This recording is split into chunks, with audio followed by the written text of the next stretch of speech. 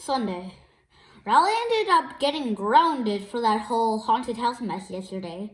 He's not allowed to watch TV for a week. And he's not allowed to have me over at his house during that time. That last part really isn't fair because that's punishing me. And I didn't even do anything wrong. Now where am I supposed to play my video games?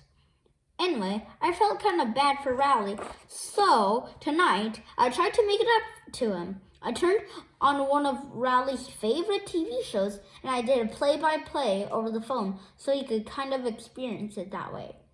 Wow, look at the size of that flamethrower. Oh yeah, never mind.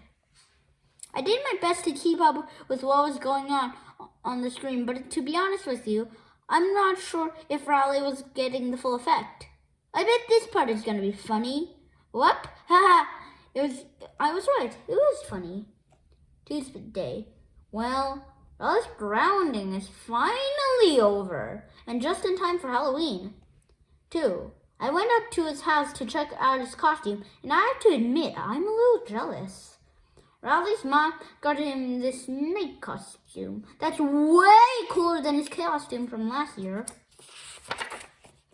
His night outfit came with a helmet and a shield and a real sword and everything. I've never had a store-bought costume before. I still haven't figured out what I'm gonna go as tomorrow night, so I'll probably just throw something together at the last minute. I figured maybe I'll bring back the toilet paper mummy again. But I think it's supposed to rain tomorrow night, so that might not be the smartest choice. In the past few years, the grown-ups in my neighborhood have been getting cranky about my lame costumes. And I'm starting to think it's actually having an effect on the amount of candy I'm bringing in. What are you supposed to be? A cowboy. But I don't really have time to put together a good costume because I'm in charge of planning out the best route for me and Riley to take tomorrow night. This year, I've come up with a plan that'll get us at least twice as much candy as we scored last year. Halloween. About an hour before we were supposed to start trick-or-treating, I still didn't have a costume. At that point, I was seriously thinking about going as a cowboy for a second year in a row. But then Mom knocked at my door and handed me a pirate costume with an eye patch and a hook and everything. Riley showed up around 6:30 wearing his night costume, but it didn't look anything like it looked yesterday. Riley's mom made all these safety improvements to it, and you couldn't even tell what he was supposed to be anymore. She covered this big hole in front of his helmet so he could see better, and covered it up in this reflective tape. She made him wear his winter coat underneath everything, and she replaced his sword with a glow stick. I grabbed my pillowcase, and me and Riley started to head out, but Mom stopped us before we could get out the door. I want you to take Manny with you. Man, I should have known there was a catch when Mom gave me that costume. I told Mom there was no way we were taking Manny with us because we were going to hit 152 houses in 3 hours. And plus, we were going to be on Snake Road, which is way too dangerous for a little kid like Manny. I should never have mentioned the last part because the next thing I knew, Mom was telling Dad he had to go alongside with us to make sure we didn't step foot outside our neighborhood. Dad tried to squirm out of it, but once Mom makes up her mind, there's no way you can change it. Slam! Before we even got out of our own driveway, we ran into our neighbor, Mr. Mitchell, and his kid, Jeremy. So, of course, they tagged along with us. Manny and Jeremy wouldn't trick-or-treat at any houses with spooky decorations on them, so that rolled out pretty much every house on our block. Dad and Mr. Mitchell started talking about football or something, and every time one of them wanted to make a point, they'd stop walking. Blah, blah, blah, blah, blah, blah, blah, blah, blah, blah, blah, blah. so we were hitting only about one house every 20 minutes. After a couple of hours, Dad and Mr. Mitchell took the little kids home. I was glad because that meant me and Riley could take off. My pillowcase was almost empty, so I wanted to make up as much time as possible.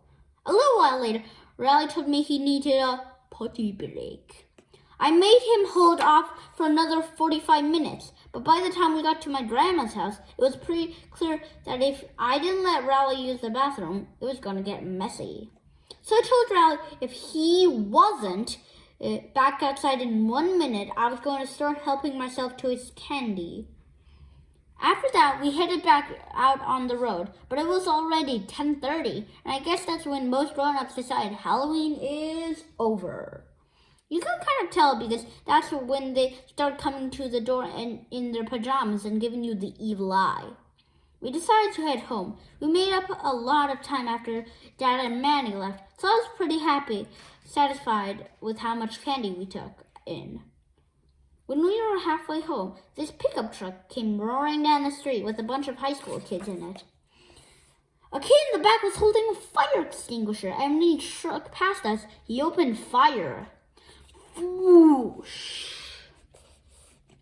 I have to give Riley credit because he blocked about 95% of the water with his shield. And if he hadn't done that, all of our candy would have gone soaked. When the truck drove away, I yelled out something that I dreaded about 2 seconds later. We're calling the cops! The driver slammed on the brakes and he turned his truck around. Me and Riley started running, but those guys were right on our heels. The only place I could think of that was safe was Grandma's house, so we cut through a couple of backyards to get there. Grandma was in bed already, but I knew she keeps a key under the mat under her front porch. Once we got inside, I looked out the window to see if those guys had followed us, and sure enough, they did. I tried to trick them into leaving, but they wouldn't budge. Well, I guess not that we're safe in our own house. You can't get us. After a while, we realized the teenagers were going to wait us out, so we decided we were just going to have to spend the night at Grandma's. That's when we started getting cocky, making monkey noises at the teenagers and whatnot.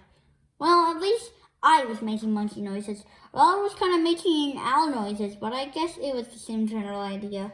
Ooh, ooh, ee, ah. Ooh, ooh. I called Mom to tell her that we were going to crash at Grandma's for the night, but Mom sounded really mad on the phone. She said it was a school night and that we had to get home right that instant, so that meant we were going to have to make a run for it.